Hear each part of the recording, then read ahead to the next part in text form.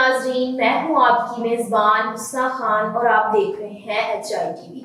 ناظرین، پروگرام ملاحظہ رپورٹ میں آپ کو ایک بار پھر سے خوش آمدید کہتی ہوں۔ آج کے اس پروگرام میں بات کروں گی کہ زیارتوں کے نام پر فراڈ کو ختم نہ کیا جا سکا۔ ناظرین، عراق میں زیارتوں کے نام پر جانے والے پاکستانیوں کے غائب ہونے کا سلسلہ تمام تر کوششوں کے باوجود نہیں رک سکا۔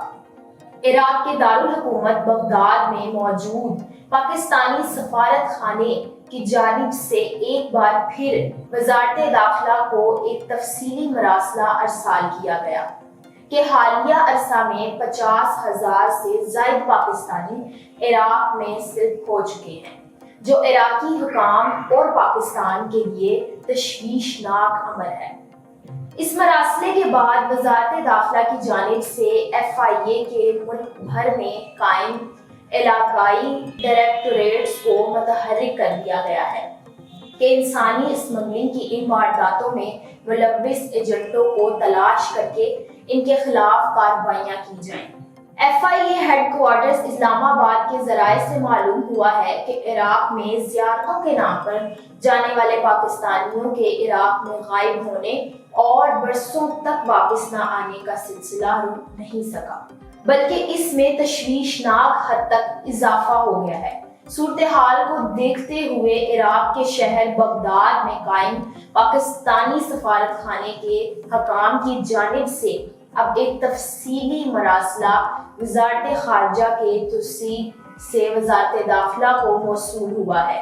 ذرائع کے بقول اس مراسلے کا پس منظر یہ ہے کہ پاکستانی سفارت خانے کی جانب سے گزشتہ عرصہ میں ایسے کئی پاکستانی افراد سے پوچھ گچھ کی گئی ہے جنہیں عراقی پولیس کی جانب سے عراق میں غیر قانونی قیام کے جرم میں گرفتار کیا گیا۔ ان میں سینکڑوں خواتین اور مرد شامل ہیں جنہیں بعد ازاں ایمرجنسی پاسپورٹ یا ایمرجنسی پرمٹ جاری کر کے واپس پاکستان ڈپورٹ کر دیا گیا۔ ان واقعات میں مذکورہ افراد سے جو معلومات ملی ہیں، ان سے معلوم ہوا ہے کہ پاکستان کے مختلف شہروں میں ایسے کئی درجن ٹریول ایجنٹ سرگرم ہیں جنہوں نے پاکستانی افراد کو عراق میں ملازمت کا جھانسا دے کر ان سے 5 سے 6 لاکھ روپے وصول کیے، تاہم ان افراد کو زیارتوں کے لیے جانے والے قافلوں میں شامل کر لیا گیا۔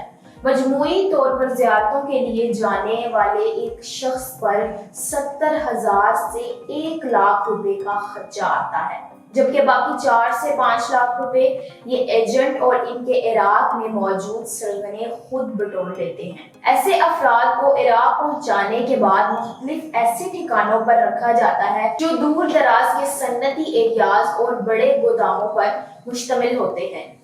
یہاں سے آہستہ آہستہ ان کو متمول افراد کے گھروں میں مزدوریوں کے علاوہ فیکٹریوں اور گوداموں میں کم سے کم آمدنی پر ملازمت پر رکھوا دیا جاتا ہے۔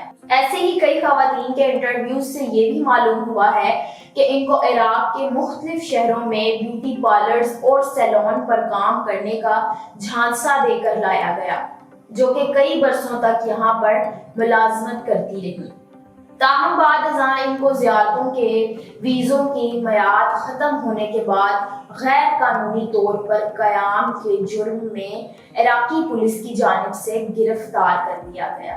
بغداد میں موجود عراقی سفارت خانے کی جانب سے گزشتہ عرصہ میں پاکستان سے زیارتوں کے لیے عراق آنے والے شہریوں کے آنے اور واپس جانے کے ریکارڈ کی چھان بین کے بعد ایک رپورٹ وزارت داخلہ کو ارسال کی گئی کہ لگ بھگ ایسے 50,000 سے زائد پاکستانی اس وقت بھی ایسے موجود ہیں جو کہ زیارتوں کے لیے عراق آتے ہیں، تاہم یہ واپس پاکستان نہیں گئے بلکہ عراق میں صرف ہو گئے۔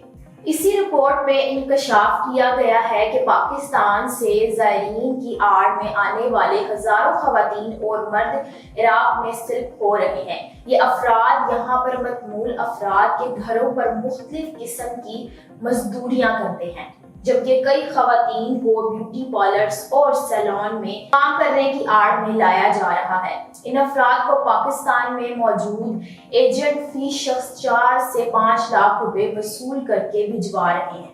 ذرائع کے مطابق عراق میں غائب ہو جانے والے زائرین کی تعداد سرکاری اعداد و شمار سے کہیں زیادہ ہے، اور یہ کہ زائرین کی آڑ میں جانے والے افراد کی زیادہ تر تعداد صرف ہو جانے کے بعد مقدس مقامات اور زیارتوں کے اطراف کے علاقوں میں بھیک مانگتی ہے۔ بھیک مانگنے والے نیٹ ورک کی وجہ سے پاکستان کی کتنی بدنامی ہو چکی ہے، اس بات کا اندازہ اس بات سے لگایا جا سکتا ہے کہ عراق میں دنیا کے تمام ہی ممالک سے مقدس مقامات کی زیارت کے لیے آتے ہیں، تاہم پاکستانی زائرین کے لیے عراقی حکام کے پابندیاں سخت کر دی گئی ہیں۔ ان کے پاسپورٹ سرحد عبور کرتے ہی ان سے لے لیے جاتے ہیں۔ واقعات بھی ہونے لگے تاکہ ان کی واپسی ممکن بنائی جا سکے۔ یہ سلوک دیگر ممالک کے زائرین کے ساتھ نہیں کیا جاتا۔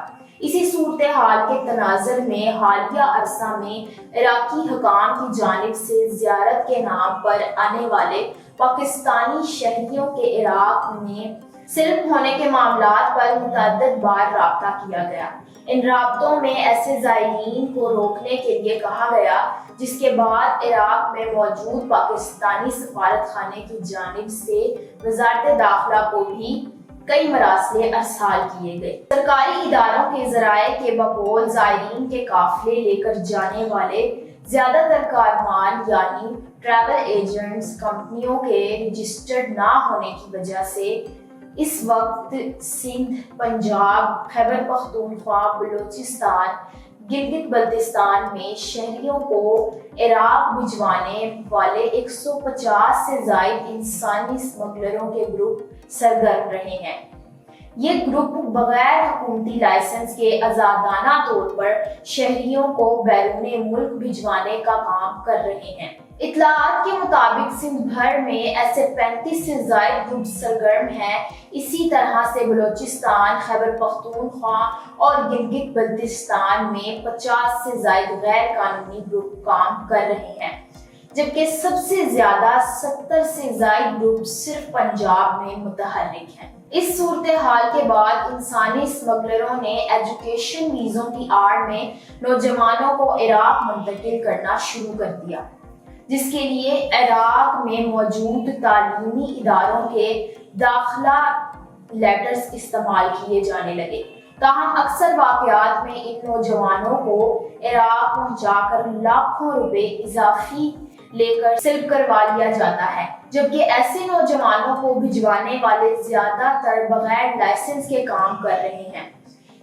اس لیے پاکستان میں ان کے خلاف کارروائی مشکل ہو جاتی ہے۔